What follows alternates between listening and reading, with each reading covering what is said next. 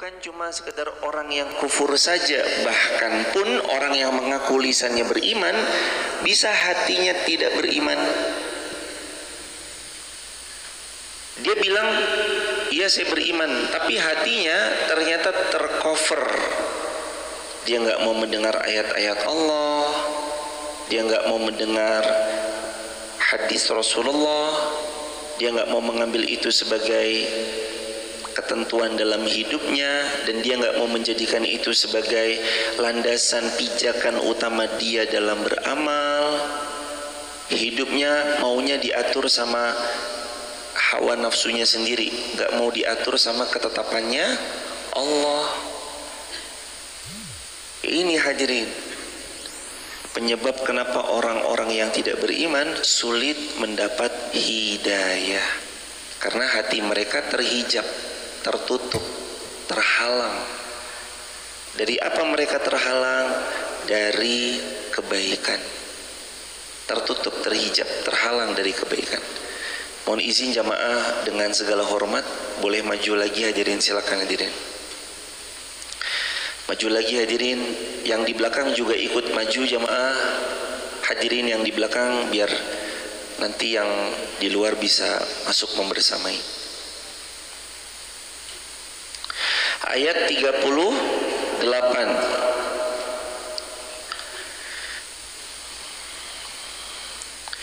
Ya ayyuhalladzina amanu ma lakum idza qila lakum unfiru fi sabilillah thaqaltum ilal ard. Wahai orang yang beriman, hadirin, kalau dalam Al-Quran kita kau baca ya ayyuhalladzina amanu, wahai orang yang beriman, biasanya sesudahnya itu ada 3. Setelah kalimat ya ayyuhalladzina amanu, biasanya ada 3 kemungkinan. Yang pertama, ada perintah yang kita diminta untuk mengamalkan. Yang kedua, ada larangan yang kita diminta untuk tinggalkan. Yang ketiga, ada informasi yang wajib bagi kita tahu informasi tersebut. Setelah ya ayyuhalladzina amanu di ayat 38, malakum idza qila lakum munfiru fi sabilillah. Mengapa apabila dikatakan kepadamu berangkat fi sabilillah, di jalan Allah? Apa makna berangkat di jalan Allah? Untuk semua perkara yang di dalamnya adalah tentang Allah, tentang syiar agama Allah. Kalau secara spesifik jihad, disuruh berangkat ke medan jihad. Tapi nggak cuma itu, mencari ilmu, majelis ilmu, sholat, diadakan di dalamnya kegiatan positif, diadakan di dalamnya kemaslahatan bagi banyak umat. Wajib bagi kita kalau dikatakan berangkat, infiru fi sabilillah, berangkat. Kalau ada undangan untuk kiranya membuat kita makin dekat sama Allah, yang kalau kita hadiri undangan itu makin dekat kita sama Allah, berangkat. Saqaltum ilal ard. Meskipun kadang-kadang kita merasa berat, ilal ard, di tempat kita sendiri. Berangkat walaupun kita berat, datang walaupun dengan terseok-seok. Bahkan kata Nabi, khusus sholat subuh, kalau mereka tahu apa pentingnya sholat subuh, keutamaannya sholat subuh, keistimewaannya sholat subuh, niscaya mereka akan mendatangi masjid untuk sholat subuh walau habwan, kata Nabi, meskipun dengan merangkak, walaupun terseok-seok, dia tetap datang sholat subuh, saking istimewanya. Allah di ayat ini juga memberitahu, idza qila lakum, kalau dikatakan pada kalian, infiru, berangkat kamu semuanya, fi sabilillah, untuk di jalan Allah. Di jalan Allah ini ngapain aja? Ya berjihad, ya majelis ilmu, ya majelis taklim, ya pengajian, ya kajian, ya kegiatan yang di situ mengenalkan Allah. ada infak, sedekah rutin setiap Jumat, berbagi dan segala macamnya. Kalau kegiatan itu membuat kita makin dekat dengan Allah, infiru fi sabilillah, berangkat. Saqaltum fil ard au saqaltum ilal ard. Walaupun kamu tuh merasa berat, walaupun tuh kadang-kadang kita tuh mager, aduh kayaknya kok subuh-subuh Jumat ke Masjid Muhammad Al-Fatih, mana gelap lagi jalanannya, kadang males, kadang mager, kadang maunya rebahan, kadang maunya udahlah di rumah aja, nggak usah pergi kemana-mana jauh. Tapi kalau untuk urusan fisabilillah, perintahnya saqaltum ilal ard, seberat apapun kamu mendapati satu ajakan kebaikan dan kamu merasa berat mendatanginya, infiru, berangkat, infiru, datang, infiru, budal, berangkat jemaah. Dengan semua keterbatasan yang kita punya, berangkat, infiru, berangkat. Araditum bil hayatid dunya minal akhirah. Kalau kamu nggak berangkat, kok ada ngaji enggan mangkat, kok ada majelis taklim nggak mau datang, kok ada pengajian enggan untuk hadir. Apa Allah berfirman? Araditum bil hayatid dunya. Kalau kamu nggak mau berangkat fisabilillah, sama dengan araditum bil hayatid dunya, kamu lebih mencintai dunia minal akhirah, daripada negeri akhirat. Ayo jujur-jujuran jemaah, sehari ada berapa jam? 24 jam. Berapa jam yang kita pakai untuk Allah, berapa jam yang kita pakai untuk mengejar dunia? Coba dijawab, lebih banyak untuk Allah atau untuk dunia? Tuh, sama. Kerja kita dari jam 8 sampai jam 16 atau jam 4 sore. 9, dari jam 8 berarti 9, 10, 11, 12, 1, 2, 3, 4, 8 jam kerja untuk dunia. Sholat berapa menit? 10. Udah plus zikir 10 kali satu hari, berapa kali sholat? 5. Berarti berapa? 50 menit. 50 menit ya digenepin jadi 1 jam. Untuk ngejar dunia 8 jam. Untuk sholat, zikir dan sebagainya 1 jam. Ditambah ngaji 1 jam, berarti berapa? 2 jam. Kan kalau kita bilang yang imbang dong dunia sama akhirat, ternyata kalau kita jujur kita juga nggak imbang. Harusnya kalau mau imbang berarti 50% dunia, 50% akhirat. Berarti 8 jam mencari dunia, 8 jam mencari akhirat. 8 jam kerja, 8 jam ngaji. Kuat? Tahan ngaji begini 8 jam? Wah, ampuh nek kuat jemaah. Kadang 1 jam aja kita udah begini, ini kapan rampungnya tuh? Kapan selesainya ini? Tapi nggak apa-apa jemaah, lebih baik sebentar daripada tidak sama sekali. Tapi kan ini, idza qila lakumu firu fi sabilillah, kalau dikatakan jihad di jalan Allah, infiru, berangkat ya berangkat. Disuruh berangkat fisabilillah, ya berangkat. Saqaltum ilal ard, betapapun beratnya kalian di tempat kalian, walaupun hujan, walaupun gerimis, hujan aja berangkat apalagi gerimis. Berapa kali hadirin yang datang subuh-subuh basah karena kehujanan? Ingat tempo hari kira-kira datang ke masjid lagi terang kayak gini sama datang ke masjid ketika hujan deras, sama-sama ikhlas, pahalanya beda atau sama? Kenapa beda? Nah, karena ulama menyebutkan al-jaza'u min jinsil amal. Al-jaza' min jinsil amal. Pahala itu nanti akan diberikan Allah sesuai dengan kadar amal. Makin berat kok datang, makin besar pahalanya. Makin ngantuk, pol ngantuknya jemaah. Mata ini udah tinggal 2 watt tapi dipaksa-paksain begini, tapi kok tetap datang, besar pahalanya. Sekalipun datang kok nyandar tembok, nyandar tiang, nyandar ini, nyandar itu, nunduk langsung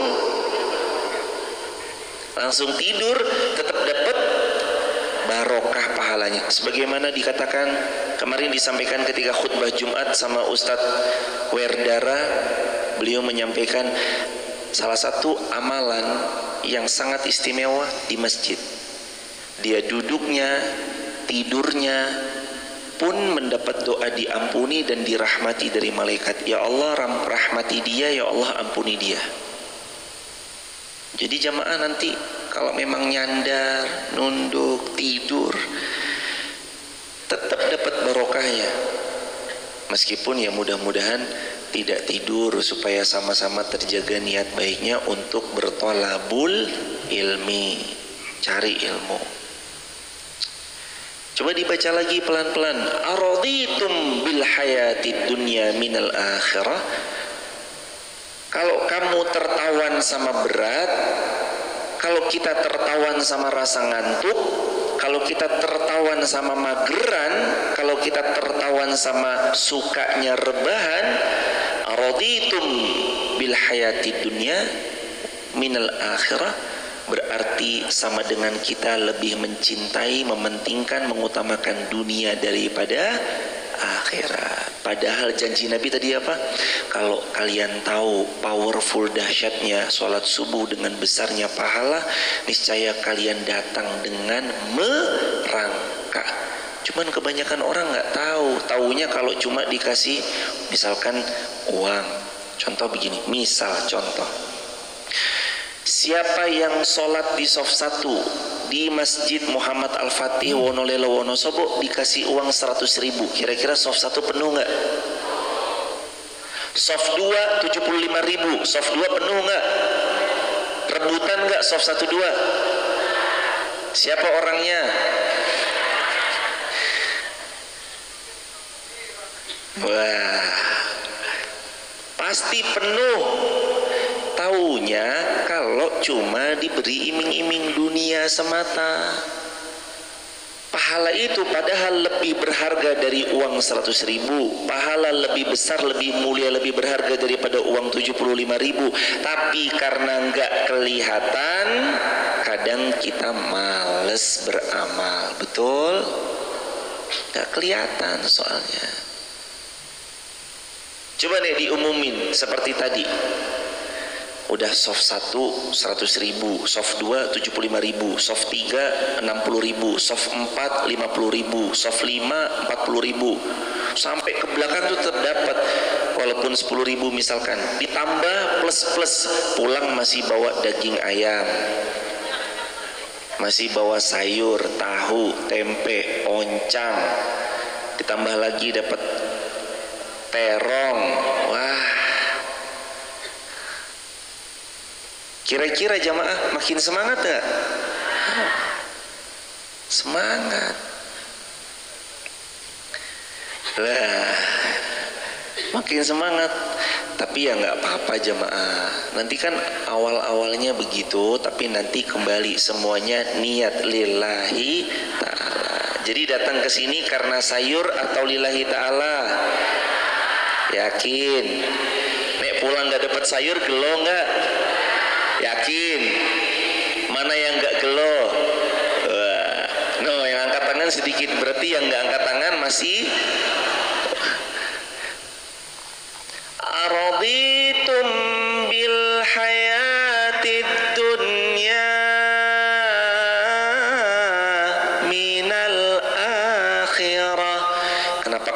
lebih senangnya dunia ketimbang akhirat. Subuh-subuh lebih senangnya misalnya sama uangnya tadi daripada pahala yang Allah janjikan. Padahal lo jamaah, ini kata Nabi jamaah, sabda Nabi, siapa yang sholat sunnah qobliyah subuh maka ia telah mendapatkan yang lebih baik daripada dunia dan seisinya. Baru sholat sunnah, belum sholat wajib. Lah kalau sholat sunnahnya aja lebih baik dari dunia dan seisinya, apalagi sholat subuhnya. Saya kira yang paling kaya Bill Gates, pemilik Microsoft dan yang lain. Saya kira yang paling kaya Jeff Bezos. Saya kira orang yang paling kaya Warren Buffett. Ternyata saya keliru. Yang paling kaya jamaah semuanya, karena sholat sunnah 2 rakaat sebelum subuh. Kita ini udah kaya jamaah. Karena kata Nabi, rakaatul fajri khairun minad dunya wa ma fiha. Lebih baik dari dunia dan seisinya. Gimana sih orang kalau hatinya udah kaya, nyaman, tenang. Kalaupun dapat alhamdulillah, nggak dapat ya tetap alhamdulillah. Araditum bil hayatid dunya minal akhirah. Lantas apakah kita mau mendapat kehidupan dunia saja daripada akhirat? Padahal ayat Allah, walal akhiratu khairul laka minal ula. Kehidupan akhirat lebih baik daripada kehidupan dunia. Wal akhiratu khairu wa abqa. Kehidupan akhirat lebih kekal, lebih baik, lebih abadi daripada kehidupan dunia. Ngantuk lawan, mager lawan, rebahan, males dilawan. Infiru fi sabilillah, berjalan menuju jalannya Allah. Saqaltum ilal ard, walaupun betapa saqaltum, berat. Saya ngerasa ini jemaah, bedanya tinggal di Wonosobo sama tinggal di Depok. Karena saya aslinya Depok Kubah Mas Meruyung. Bedanya tuh cuacanya jemaah. Di Meruyung kita lebih bergegas, di Limo, Meruyung, Depok kita lebih bergegas karena nggak dihantui sama rasa dingin. Tapi begitu pindah ke Wonosobo, subuh-subuh kena airnya kayak es. Mau bangun kok yo dinginnya bukan main. Jadinya selimutnya aja nggak cukup 1, kadang selimutnya 2, 3 itu bawah lapis 1, atasnya lapis 2. Apalagi besok pas musim panas. Kan di Wonosobo gitu, kalau hujan hangat, kalau musim panas pol dinginnya jemaah. Tapi itu ujian hadirin. Ayo dingin-dingin kamu berangkat gak? Ingat yang tadi, al-jaza min jinsil amal. Coba diulangi, al-jaza min jinsil amal. Bareng-bareng, al-jaza min jinsil amal. Al-jaza min jinsil amal. Makin berat kita subuhan, makin besar pahalanya.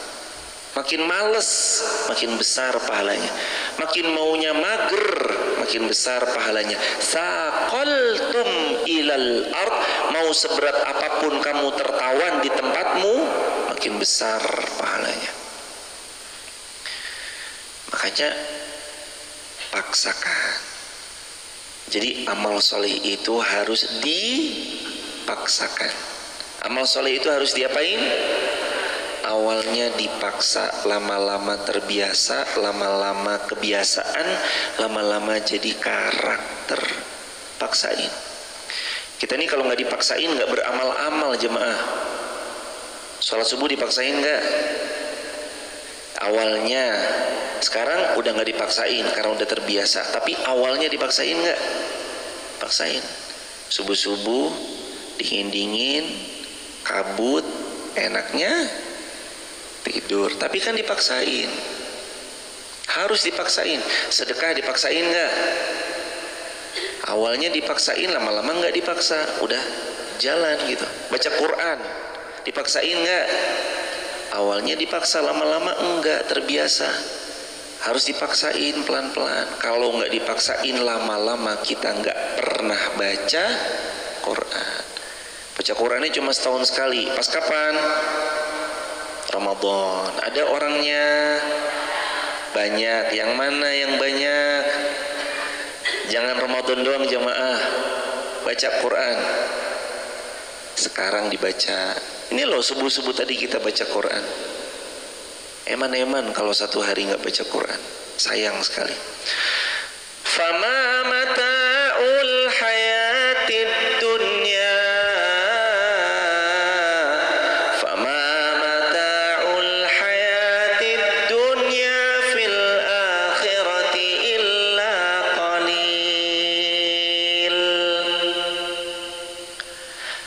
Tidak ada kenikmatan di dunia yang bisa melebihi kenikmatan di akhirat. Dan kalaupun kamu dapat kenikmatan dunia, sesungguhnya kenikmatan dunia ini bagi akhirat illa qalil, cuma kenikmatan yang sedikit. Kata Nabi SAW dalam satu riwayat, nikmat yang kamu rasa di dunia ini hanya satu, dan 99 nikmat yang lain Allah simpan di surga. Satu direbut orang banyak, pantas sakit hati, pantas saling sikut menyikut, pantas saling zalim menzalimi, pantas sering tipu menipu, pantas ada orang yang berbuat zalim untuk mendapatkan satu yang sedikit. Dia nggak sadar ini nikmat nggak seberapa, tapi karena rebutannya dia mau dapat yang lebih banyak, dia menghalalkan segala cara. Na'udzubillah summa na'udzubillahi min. Jamaah, Nabi pernah bersabda, ini perumpamaan Nabi begini, perumpamaan dunia dengan akhirat seperti telunjuk dicelup ke lautan. Lalu kata Nabi, angkat telunjukmu, lihat berapa tetes yang menempel di telunjuk. Lalu kata Nabi, itu dunia. Dan yang tersisa air di lautan yang sebanyak itu, itulah nikmat yang Allah siapkan di surga bagi mereka yang menghuni surganya Allah. Satu tetes direbut 7,9 miliar manusia. Kita jadi hari ini rebutan yang mana? Satu tetes. Lagi mana kalau saya mau rebutan yang di samudra luas? Caranya kejar akhirat, jangan lupa dunia. Bukan dibalik, bukan kejar dunia jangan lupa akhirat, tapi fokus utamanya kejar akhirat, jangan lupa dunia. Coba lihat jemaah, kita nih orang Wonosobo harusnya bersyukur, deket, mau ngaji deket, ngaji setiap hari bisa. Ada tamu, ibunda dari mana ibunda? Semarang. Bapak sama bapak dari Semarang? Pak siapa pak? Pak siapa pak? Pak Sukiarto dari Semarang. Masya Allah. Ada masku dari mana mas? Malang Jawa Timur. Masya Allah. Beserta ibu Malang Jawa Timur. Jazakumullah khairan bapak ibu. Masku, Mas Pras dari mana Mas Pras? Dari Gresik jamaah. Ada lagi yang lain? Semarang, Malang, Gresik. Ibunda dari mana ibu? Batang, ya Allah. Bapak, iya bapak, Masya Allah ayanda. Mas, dari Batang ya mas? Dari Batang. Dari mana lagi hadirin? Dari Malimin, Masya Allah. Jogja. Dari mana lagi Anda? Jakarta, Masya Allah Jakarta. Dari mana ibu? Kedeling. Wah, Kedeling masih ini ya, depan sini doang ya mah. Makanya kita mah enak ya mah. Lah kalau cuma tinggal nyampe, yo mangkat jamaah. Ini dari Jakarta, Batang, Semarang, Gresik, ibunda sama masku dari Malang, jauh loh jamaah. Kita kok yang tinggal ngeng, begitu aja kok nggak mau nyampe insya Allah. Kan ini rumusnya.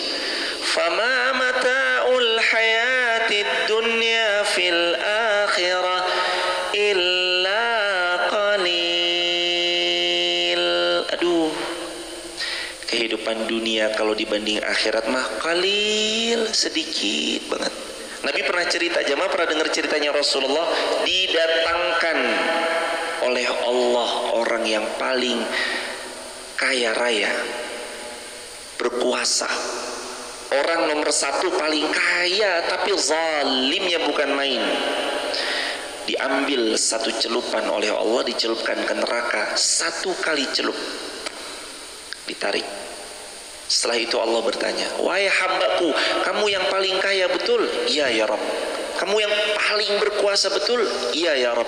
Pasukanmu yang tak terkalahkan betul? Kurang lebih pertanyaannya demikian, menggambarkan ini besarnya nikmat yang Allah kasih sama satu hamba ini. Ini hamba paling senang hidupnya, paling bahagia. Dicelup satu celupan ke neraka, diangkat sama Allah. Terus Allah tanya, apakah ada bekas kebahagiaanmu waktu hidup di dunia? Jawaban beliau, tidak ada ya Rabb. Wallahi la, kata beliau, demi Allah saya nggak pernah bahagia hidup di dunia. Padahal dia orang yang paling bahagia, orang yang paling kaya, orang yang paling berkuasa, tapi sekali celup nggak pernah kerasa bekas-bekas kejayaannya. Lalu Nabi cerita lagi, kata Nabi, didatangkan yang kedua orang yang paling miskin, fakir, melarat, nelangsa, sering disia-siakan, sering dihina-hina, sering direndahkan. Ini orang yang paling sengsara di dunia. Lalu orang ini dicelup oleh Allah satu celupan ke dalam surga. Setelah itu Allah angkat kembali, ditanya, wahai hambaku, pernahkah kamu menderita sebelum ini? Jawab hamba tersebut, wallahi la, demi Allah tidak pernah ya Allah. Saya nggak pernah nelongso, saya nggak pernah sengsara ya Allah, saya nggak pernah miskin ya Allah, kecuali sekali celup. Beliau bilang, saya yang paling kaya, saya yang paling berkuasa, saya yang paling bahagia hidupnya di dunia. Padahal baru berapa kali celup? Satu kali. Merasakan nikmat surga satu kali sudah membuatnya melupakan semua jerih payahnya di dunia.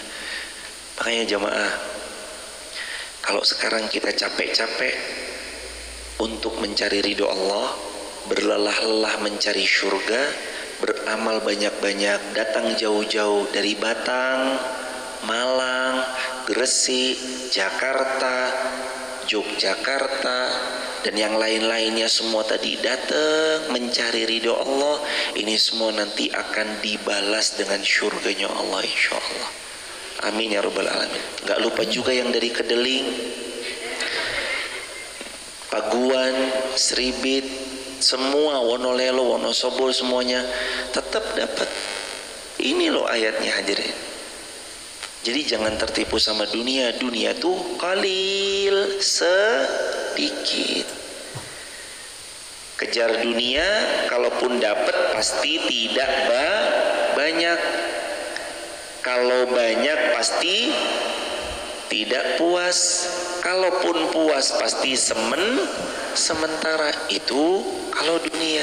Tapi kalau akhirat, kejar akhirat pasti dapat. Sudah dapat pasti banyak. Sudah banyak pasti puas. Sudah puas pasti kekal abadi selama-lamanya. Khalidina fiha abada. Sebentar lagi kok kita ninggalin ini semua. Masjid ditinggalin, rumah, kendaraan. Ada nggak yang mobilnya mau ikut masuk ke dalam kuburannya? Ada yang mau ikut masuk? Handphonenya jamaah. Mae pesen nanti nek mae meninggal, handphone mae ikut kubur.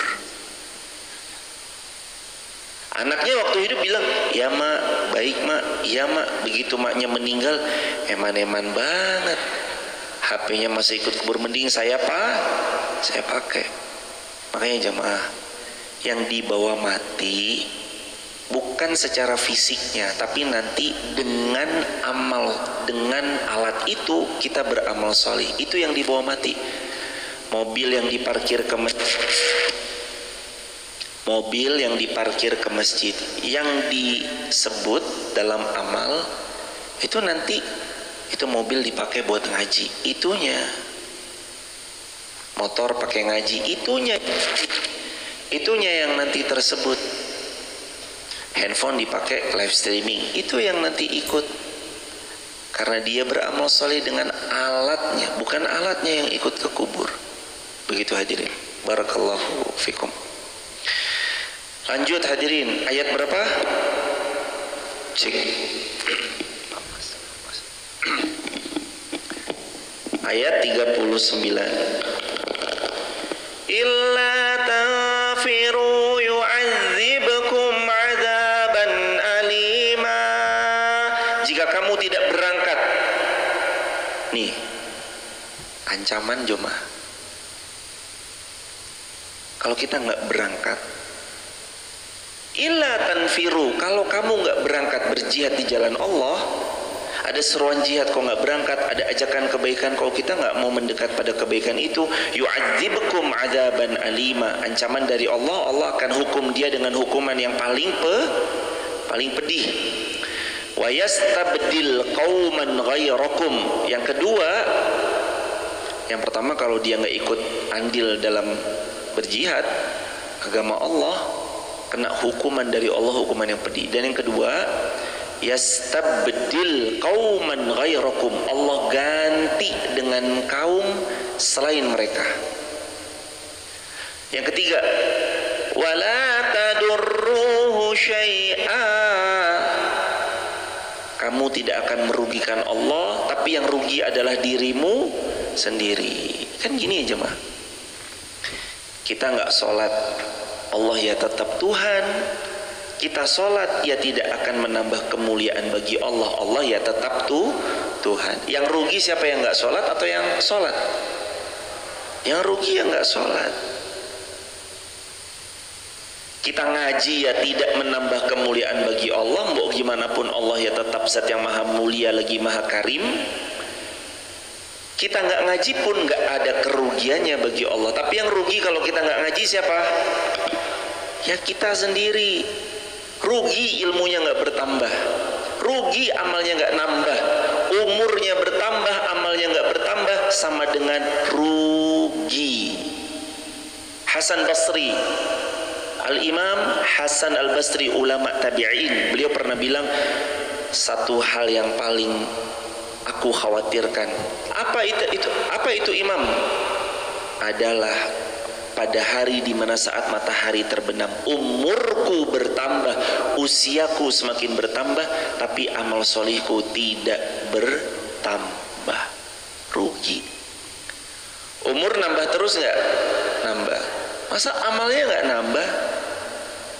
Umur bertambah loh hadirin, tapi amalnya kalau nggak bertambah, rugi. Pastikan pegang satu hal, kalau setiap hari umur kita bertambah, amal soleh kita juga harus bertambah. Kalau umur kita nambah, amal soleh juga harus bertambah. Wala tadurruhu syai'a, kamu tidak akan merugikan Allah sedikit pun, kecuali yang rugi siapa? Diri sendiri. Jadi kalau nggak sholat yang rugi diri sendiri, nggak sedekah yang rugi diri sendiri, nggak ngaji yang rugi diri sendiri, nggak mau berbaca Quran yang rugi diri sendiri. Allah nggak rugi sama sekali. Allah ya tetap Tuhan tuh jemaah. Mau kita sholat nggak sholat ya Allah tetap mulia, mau kita sodako nggak sodako ya Allah tetap mulia. Allah yang bagi rezeki. Jangan dikira sekarang itu rekening kita penuh, itu uang kita semua, bukan, itu uang Allah. Makanya Nabi itu kalau beramal rumusnya masih ingat, Allahumma hadza minka walaka, ya Allah ini darimu kembali padamu, nggak ada kepemilikan. karena semuanya adalah punya Allah, titipan Allah. Wallahu ala kulli syai'in qadir, dan di tangan Allah segala sesuatu. Ayat 40. Sekarang ayat 40. Illa tansuruhu faqad nasarahu Allah.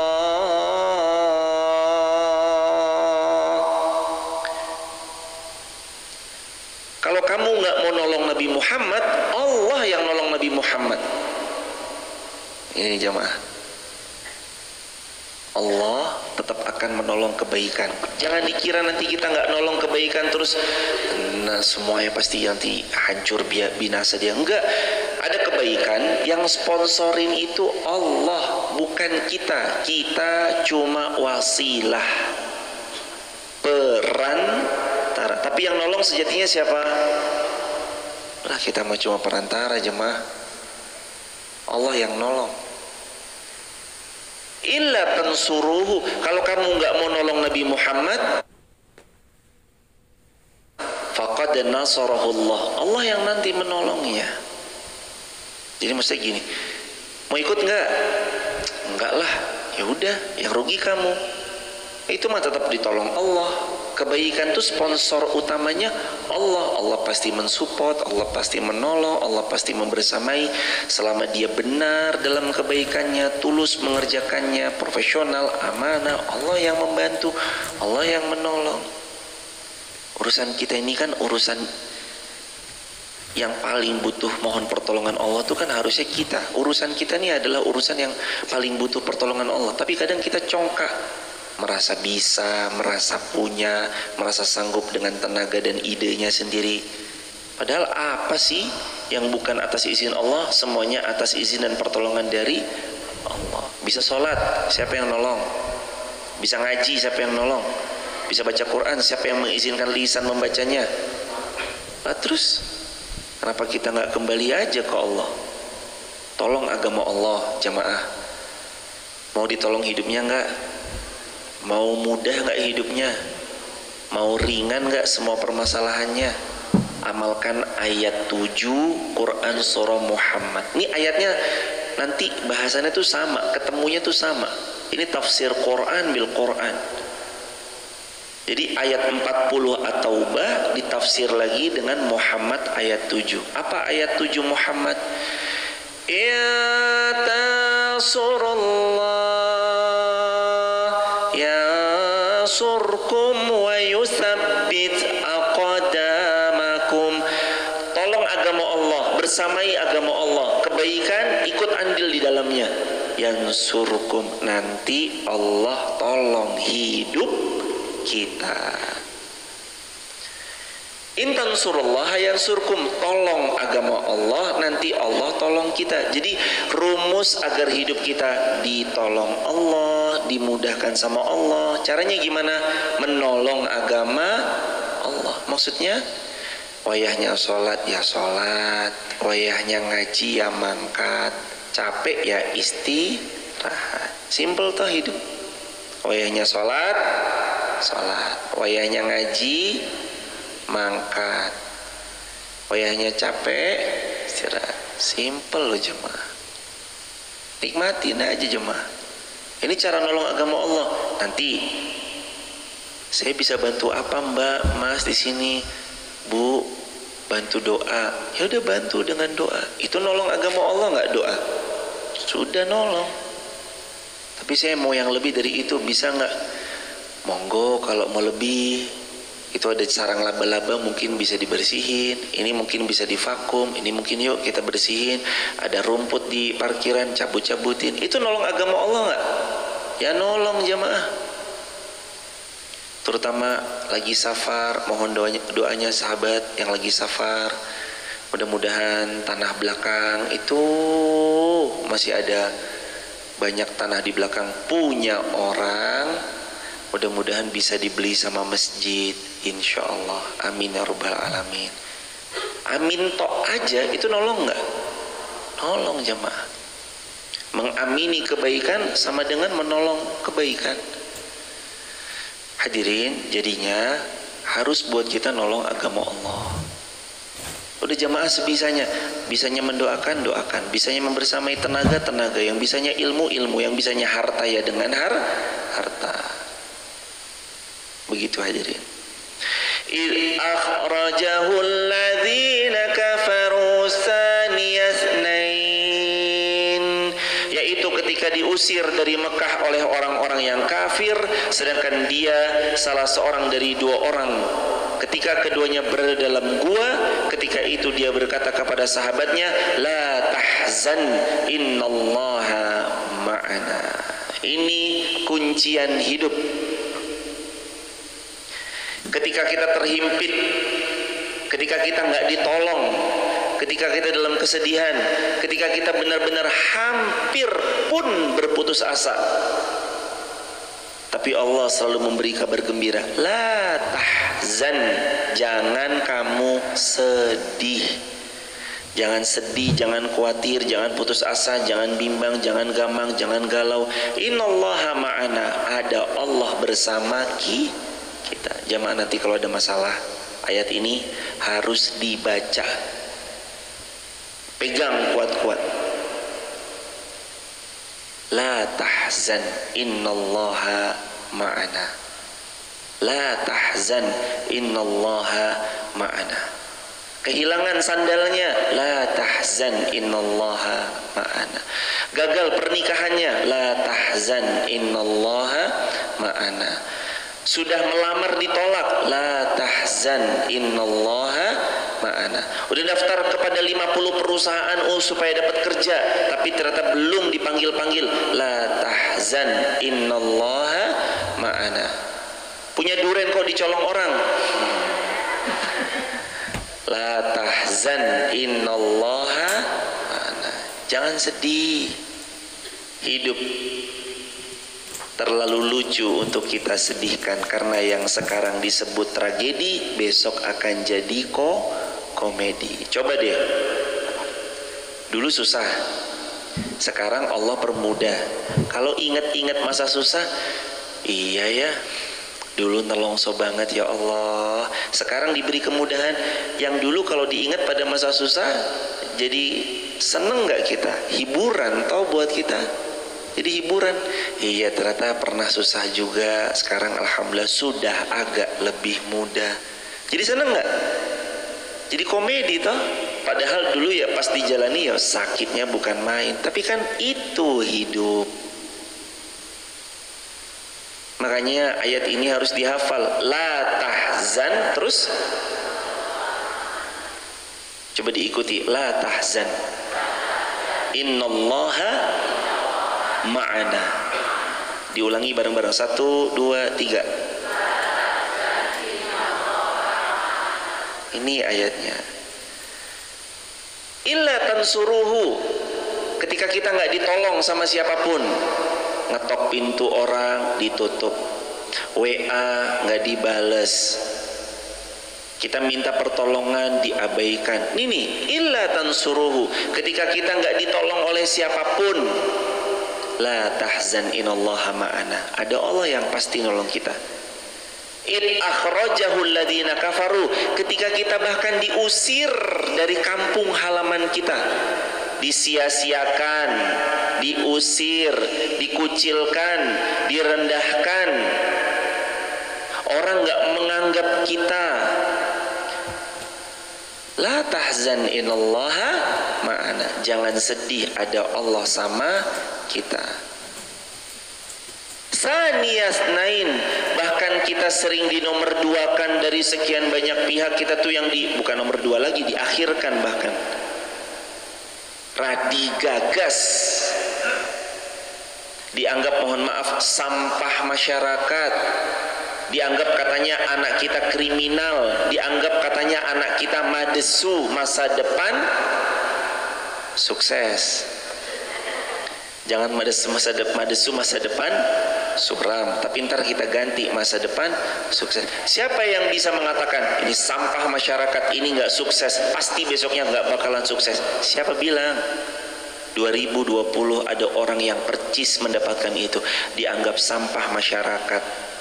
Memang sih dulunya dia kerjanya judi, tangannya berbatik bukan main. Di sini batikannya penuh luar biasa, tiap hari judi. Masyarakat nggak respect sama dia, sampah masyarakat kamu, nggak mungkin sukses. Kok qadarullah ketemu orang temennya udah berhasil. Temen itu nek ngajarin tuh nggak nanggung-nanggung jemaah. Nih biasanya kalau kita ketemu temen lama, ketemu jok temen klik kok dia udah berhasil tuh, kalau ngajarin nggak nanggung-nanggung. Ini orang udah yuk ikut aja, ikut sama saya. Ini orang dableknya bukan main, nakalnya bukan main, dianggap sampah masyarakat. Diajarin sama teman akrabnya, pelan-pelan kehidupannya naik, tertata dan termasuk sekarang jadi orang yang kaya raya. Begitu kaya raya, dulu waktu miskin nggak nganggap saudara, sekarang kaya raya, kayak dulurku. Ada? Kadang kayak gitu emang jemaah. Kemarin waktu belum jadi siapa-siapa, Radi gagas, Radi anggap. Ada yang begitu. Begitu sekarang jadi berkuasa, mohon maaf yang kemarin maafin ya. Nempel kayak perang kau udah nempel. Maafin saya kemarin. Biar silaturahmi tidak terputus, pinjam uang dulu 100. Wah, PR di jemaah.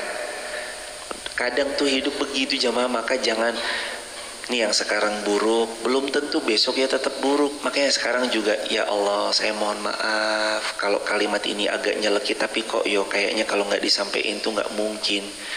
Jamaah kalau membelain salah satu calon pemimpin, entah nomor A, nomor B atau C, mbok sing biasa aja. Ingat loh, jangan berlebihan. Kalau kamu nggak milih pemimpin ini, jangan sholat di masjid ini. Jangan. Kan kejadiannya masa nggak belajar? 2014 harusnya kita belajar, 2019 harusnya kita juga belajar. Masa 2024 nggak belajar lagi? Dulu 2019 tonyo-tonyoan, kalau nggak nomor sekian bukan ini, disebut begini begitu. Sekarang jangan berlebihan belain orang. Ingat ya jamaah, kalau hari ini mungkin belum baik, besok boleh jadi Allah merubah hatinya jadi baik. Lah yang solih, sekarang tak tanya jemaah, kami tanya mohon izin.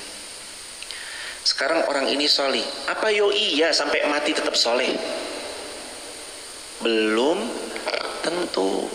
Makanya benar pesannya Ali bin Abi Thalib, cintai sewajarnya, benci juga sewajarnya. Nanti kalau kita nggak dipimpin sama ini bakalan begini.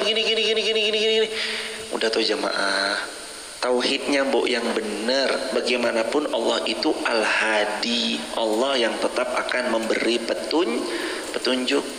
Yang penting jangan pernah lupa mendoakan pemimpin. Lah sekarang saya tanya, lebih banyak caci maki atau mendoakan? Lebih sering caci maki yang terlihat di grup, merendahkan satu dengan yang lain. Mau diganti gitu loh atmosfernya, yang doa. Ya Allah, siapapun yang memimpin, insya Allah pilihan terbaik, takdir terbaik darimu. Ya Allah, berikan kami pemimpin yang taat, patuh, serta tunduk kepada syariat-syariatmu. Doain terus. Lah kalau segini banyak mendoakan pemimpinnya, masa ya iya pemimpinnya nggak berubah? Mesti berubah. Makanya bukan caci maki, tapi mendoakan. Dah. Habis ini silakan jamaah mendoakan pemimpinnya masing-masing. Pemimpin kita siapapun, insya Allah yang terbaik menurut Allah. Nomor berapa? Silahkan. Kami tidak akan pernah kayak ngayo-ngayo gitu, enggak. Pokoknya jenengan silahkan, seretnya sama yang mana, seleranya jenengan sama yang mana. kami pokoknya saling mendoakan, kita bersaudara, jangan sampai terpecah belah gara-gara pemilu. Sama tetangga lo nggak sapa-sapaan, assalamualaikum jeng, beda pilihan. Udah pokoknya bismillah, doain. Harus yang la tahzan innallaha ma'ana. Nanti kalau pemimpinnya begini, ini ayatnya jemaah ingat, la tahzan innallaha ma'ana. Dulu kan dia juga kalau nanti dipimpin sama yang begini, nanti bakal begini. Toh pada akhirnya Allah Al-Hadi, Allah tuh Al-Hadi, pemberi petunjuk, ya pasti ditunjukin sama Allah. Tinggal yang jelas kalau ditanya kriteria pemimpin terbaik dalam Islam gimana Ustadz? Yang seperti yang sering dikatakan Nabi atau yang sering Khulafaur Rasyidun, sering diulang-ulang, sidik, jujur, amanah, tabligh, fatonah, yang tunduk sama Allah, taat sama Allah, begitu jemaah. Yang penting saling mendoakan, jangan ribut dah. Di kolom komentar juga jangan ribut, di kolom komentar yang adem, yang tenang, pokoknya saling mendoakan. Jangan sedih, ada Allah sama kita, Allah pasti bantu. Kan tadi illa tansuru, ketika kamu nggak ditolong, Allah yang nolong. Id akhrajahu alladzina kafaru, kalau kamu diusir, Allah yang akan menerimamu. Saniyasnain, kalau kamu disia-sia, di nomor 2 kan, nomor 3 kan, diakhirkan, dianggap tadi sampah masyarakat lah, orang nggak berguna lah, tetap yang akan memuliakan kita siapa? Allah. La tahzan, jangan sedih, innallaha ma'ana. Boleh sedih nggak? Sedih itu boleh, tapi rumusnya ini, jangan terlalu lama. Gagal nikah kok mutung, mak nggak mau nikah kalau bukan sama dia, hanya dia mak, Mas Paijo. Kalau nggak sama Mas Paijo saya nggak mau menikah selama-lamanya. Lo jangan. Menikah itu ibadah, namanya ibadah ya, kalau nggak bisa 11 rakaat 23 kan gitu. Nggak bisa puasa Senin ya maka puasa Kamis, nggak bisa Senin Kamis maka puasa Daud. Nggak nikah sama Mas Paijo, nikah sama mau diambil simpel aja gitu lah jemaah. Nggak keterima universitas yang aku ingini ya udah, nggak diterima di universitas A, masuk universitas B, kan gitu aja tuh jemaah. La tahzan innallaha ma'ana. Jangan sedih kebangetan. Hidup tuh dinikmati, dijalani, disyukuri. NJS, nikmati, jalani, syukuri. Coba diulangi, NJS, nikmati, hidup begitu aja. Nikmat nggak hidup? Nikmat. Harus jalan nggak? Jalani. Harus bersyukur? Ya harus disyukuri. Tuh nggak kerasa udah jam 6 lebih ternyata ya jemaah. Sedikit lagi hadirin. Fa'anzalallahu sakinatahu alaih. Kalau kita nanti mengucap la tahzan innallaha ma'ana, fa'anzalallahu sakinatahu, Allah akan menurunkan sakinah. Sakinah itu maknanya tenang. Jamaah ini lagi kayak air mendidih, bergejolak. Ini bergejolak macam-macam ya, karena cinta, karir, kesehatan, rumah tangga, finansial, ekonomi, bergejolak gitu. La tahzan innallaha ma'ana. Nanti hatinya langsung sakinah, tenang banget. Hatinya tenang, sakinah, gitu hadirin. Terus Kalau Allah sudah turunkan sakinah, wa ayyadahu, dan Allah pasti membantu bijunudin, dengan para malaikat, tentara-tentaranya dari para malaikat. Lam tarawnaha, yang tidak terlihat. Bantuan Allah sering datang pada persimpangan jalan. Bantuan Allah seringnya datang pada last minute. Pas kita lagi buntu, bingung, nggak ngerti harus ngapain, itu bantuan pertolongan Allah biasanya datang lewat arah yang tidak disangka-sangka, min haitsu la yahtasib. Tapi selama kita masih ngandelin kolega, masih mengandalkan uangnya, fisiknya, ilmunya, pertolongan Allah agak ya bisa aja datang. Tapi pada saat kita benar-benar nyerahin semuanya sama Allah, ampun ya Allah, pokoknya saya serahin jenengan mawon ya Allah, di situ baru Allah tolong. Di situ baru ditolong Allah. Makanya kadang pertolongan Allah itu datang di last minute, menit-menit terakhir. Jangan putus asa dari mencari pertolongannya Allah.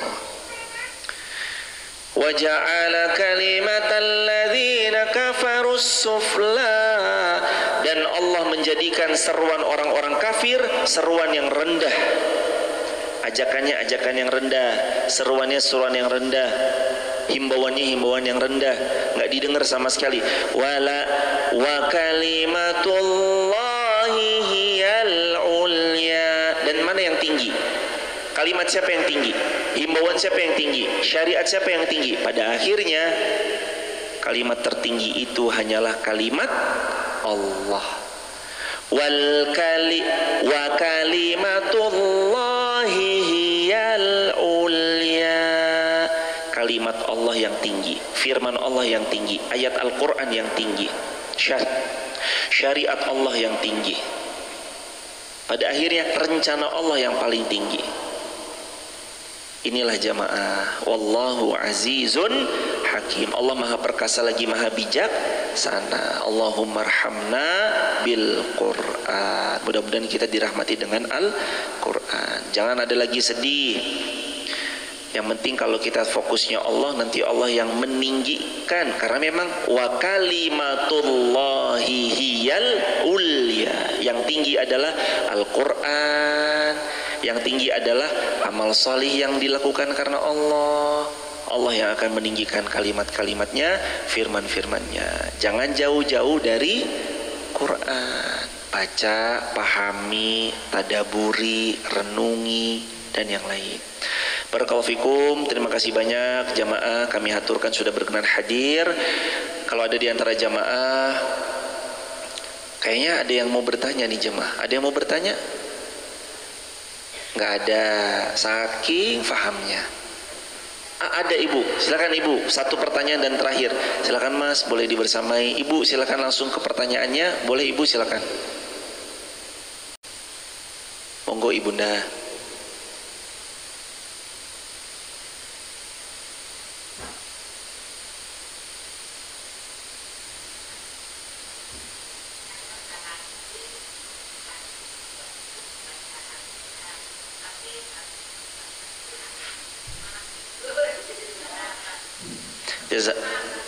Jazakumullah. Semoga Allah memuliakan ibu, sekeluarga besar ibunda, dan seluruh kaum muslimin.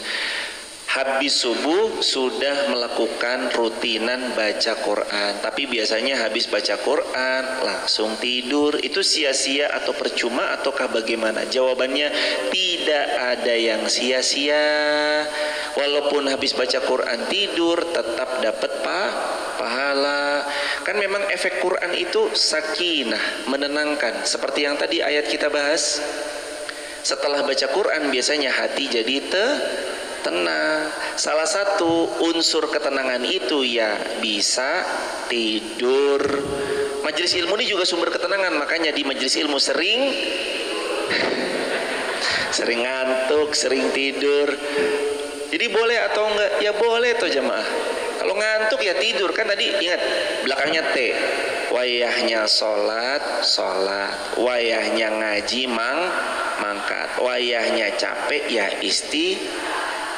Ibunda kalau lelah capek ya istirahat. Jangan maksudnya dipaksakan terlalu diforsir gitu ya juga jangan.